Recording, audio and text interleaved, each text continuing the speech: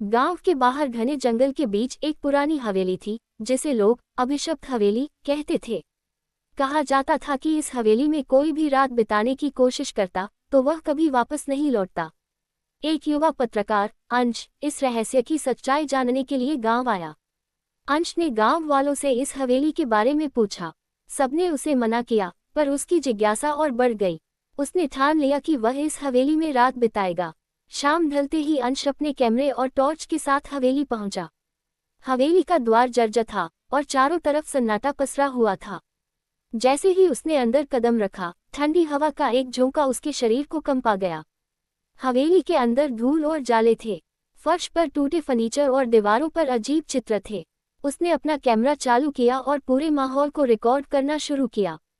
अचानक उसे लगा कि कोई उसके पीछे खड़ा है। जब उसने पलटकर देखा तो वहां कोई नहीं था।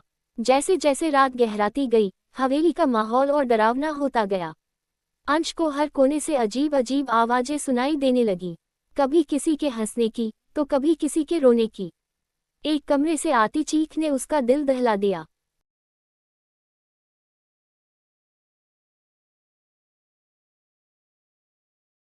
हिम्मत जुटाकर वह उस कमरे की ओर बढ़ा। दरवाजा खोलते ही उसे एक पुरानी दुल्हन की तस्वीर दीवार पर टंगी मिली। उसके नीचे एक टूटी हुई ड्रेसिंग टेबल रखी थी। तभी उस तस्वीर की आंखों से खून बहने लगा। अंश के पैर जम गए।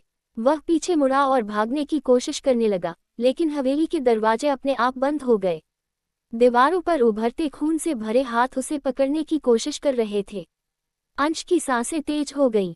तभी एक भयानक आवाज गूंजी, तुम्हें यहाँ नहीं आना चाहिए था। अब कोई रास्ता नहीं बचा। अंश ने चीखते हुए बाहर निकलने की कोशिश की। उसने खिड़की से कूदने की कोशिश की, लेकिन जैसे ही उसने बाहर झांका, वहां घने धुएं और आग का दृश्य था।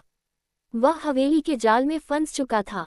अचानक दुल्हन की तस्वीर से एक काली छाया निकली और अंश की तरफ बढ़ने लगी। वह चिल्लाते हुए पीछे हटने लगा, लेकिन छाया ने उसे जकड़ लिया। उसकी चीखें हवेली की दीवारों में गूंजती रहीं और फिर सब शांत हो गया। सुबह जब गांव वालों ने देखा तो हवेली के बाहर अंश का कैमरा पड़ा था, लेकिन वह खुद गायब था। कैमरे की रिकॉर्डिंग में सिर्फ एक भयानक चीख और दुल्हन की हंसी सुनाई दे रही।